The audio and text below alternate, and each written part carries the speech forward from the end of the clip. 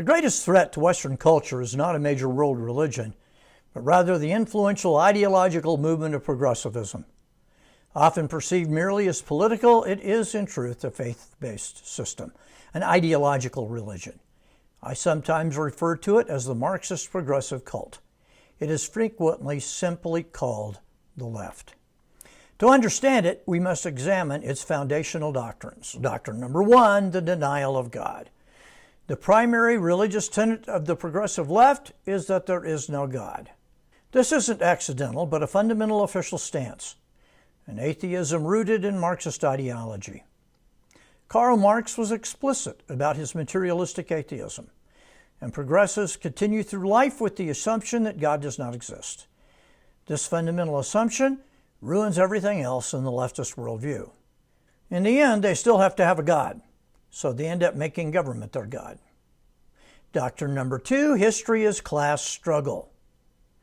History is a continual battle between opposing groups. There are always oppressors and oppressed. Marx saw this as a conflict between classes, the middle class versus the working class. Today, the struggle is framed around race, gender, or sexual preferences. For the left, history is a melodrama featuring villains, innocent victims in need of rescue, and heroes. Leftists always see themselves in the heroic role. It gives meaning to their lives. Hence, they always need a victim to rescue. If none are handy, they have to be invented. Doctrine number 3, identity by group membership. An individual's defining characteristic is his group identity, race, class, gender, or sexuality. The most important aspect of a person in the progressive view is the group to which they belong. Echoing Marx, they believe that all aspects of life are dictated by one's group membership. Doctrine number 4, equal outcomes, is society's goal. The supreme goal of a society, according to progressives, is to achieve equal outcomes for all groups. This is best seen in economics. All groups should have the same income. Income differences are proof of a conspiracy of the oppressor against the oppressed. Doctrine number 5, opposition to free market capitalism.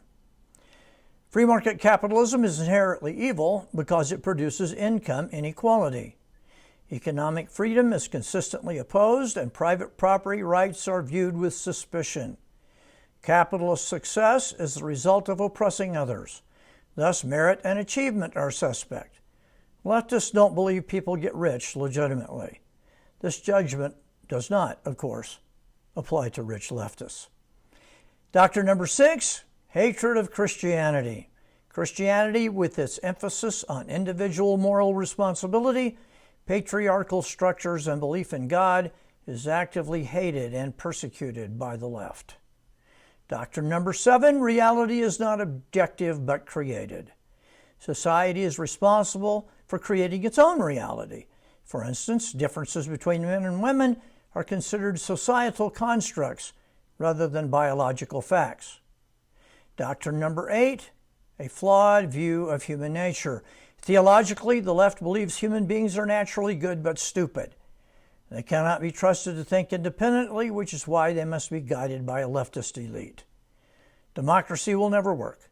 You cannot give stupid people a choice. They will inevitably choose the wrong thing. Doctrine number 9, morality is political. Your heart condition is irrelevant. All that matters is your political posture. Do you vote the right way? Do you support the right policies? Do you hate the right people? Personal morality does not exist, only political morality. A person is judged on the basis of his political positions, not personal moral character, in direct contradiction to the Judeo-Christian ethic. And doctrine number 10, progressivism is a top-down religion. Change must be brought about by an elite sitting on the commanding heights of a society, imposing their will on the reluctant masses.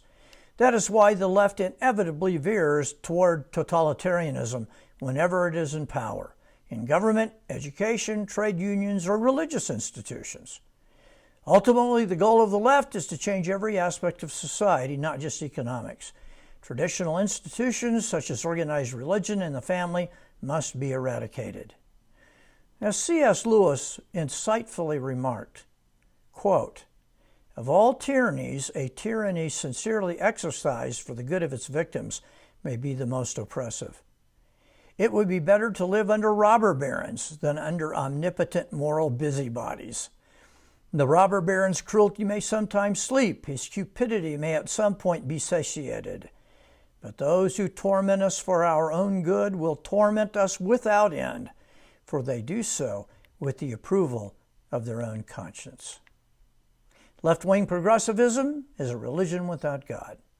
It holds to its doctrinal assumptions tenaciously and violently. It is the preeminent enemy of Christianity and Western civilization.